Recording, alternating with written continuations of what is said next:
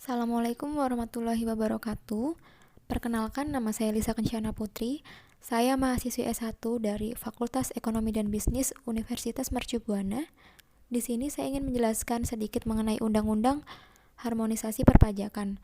Presentasi ini saya buat untuk melengkapi tugas besar mata kuliah akuntansi pajak.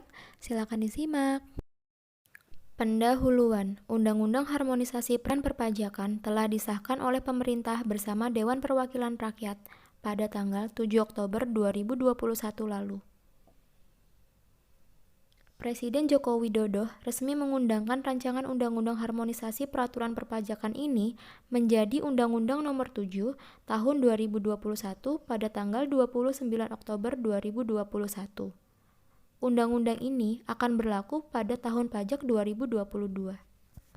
Tujuan disahkan Undang-Undang Harmonisasi Perpajakan untuk meningkatkan pertumbuhan perekonomian yang berkelanjutan dan mendukung percepatan pemulihan perekonomian, mengoptimalkan penerimaan negara guna membiayai pembangunan nasional secara mandiri menuju masyarakat Indonesia yang adil, makmur, dan sejahtera, mewujudkan sistem perpajakan yang lebih berkeadilan dan berkepastian hukum, melaksanakan reformasi administrasi, kebijakan perpajakan yang konsolidatif, perluasan pajak, serta meningkatkan kepatuhan sukarela wajib pajak.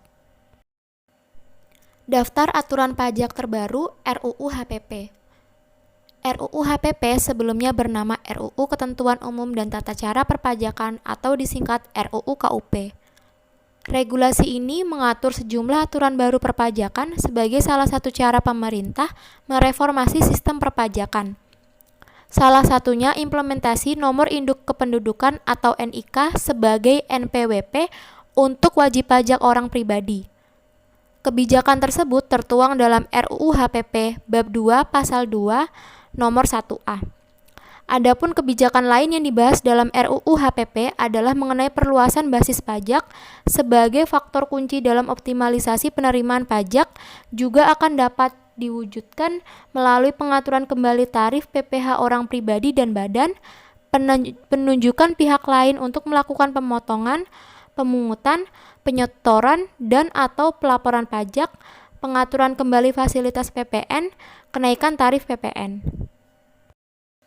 Pajak penghasilan atau PPh. Tarif PPh orang pribadi mengalami perubahan, salah satunya adalah penghasilan di atas 5 miliar rupiah dikenakan tarif PPh sebesar 35%. Berikut adalah tarif pajak penghasilan atau PPh.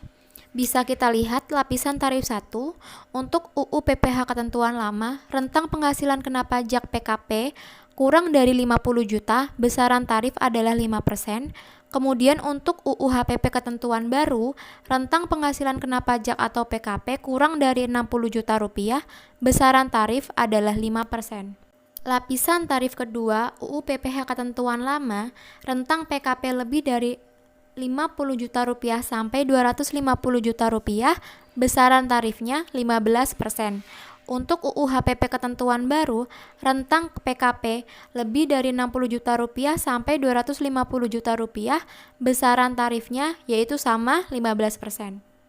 Lapisan tarif ketiga, Undang-Undang PPh ketentuan lama, rentang PKP lebih dari 250 juta sampai 500 juta, besaran tarifnya 25%.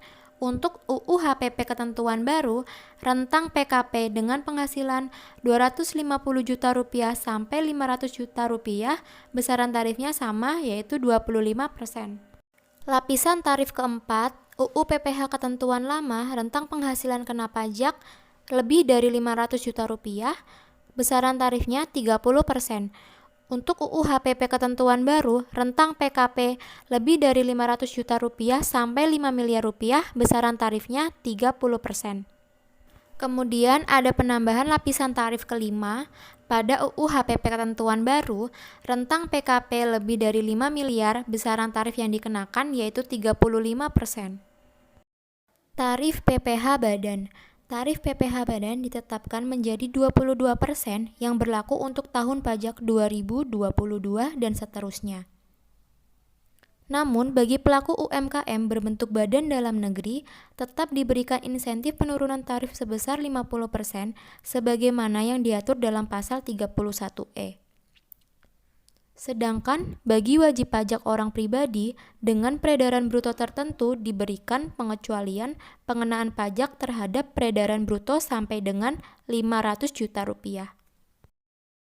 Penyesuaian ketentuan penyusutan dan amortisasi dalam UU HPP mengatur memberikan pilihan bagi wajib pajak dapat membebankan biaya penyusutan bangunan permanen dan amortisasi harta tak berwujud yang memiliki masa manfaat lebih dari 20 tahun sesuai dengan masa manfaat yang sebenarnya berdasarkan pembukuan wajib pajak.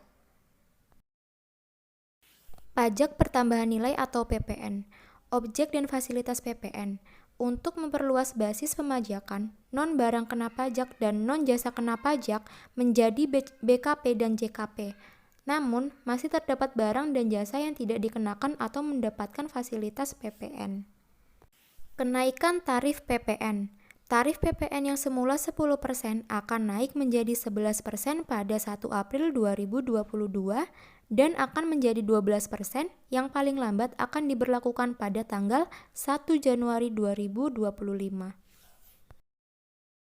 Program Pengungkapan Sukarela atau disingkat PPS. Wajib pajak diberikan kesempatan untuk melaporkan atau mengungkapkan kewajiban perpajakan yang belum secara sukarela melalui dua kebijakan, yaitu pembayaran pajak penghasilan berdasarkan pengungkapan harta yang belum sepenuhnya dilaporkan atau pembayaran pajak penghasilan berdasarkan pengungkapan harta yang belum dilaporkan SPT tahunan PPh orang pribadi tahun pajak 2020. Penerapan pajak karbon. Pemerintah sepakat menerapkan pajak karbon sebesar Rp30 per kilogram karbon dioksida ekuivalen atau satuan yang setara. Pengenaan pajak ini dilakukan dengan kebijakan peta jalan karbon. Sekian informasi yang saya berikan. Mohon maaf apabila ada kesalahan kata dan kurang jelasnya pemaparan informasi yang saya berikan karena terbatasnya informasi yang saya dapatkan. Terima kasih. Wassalamualaikum warahmatullahi wabarakatuh.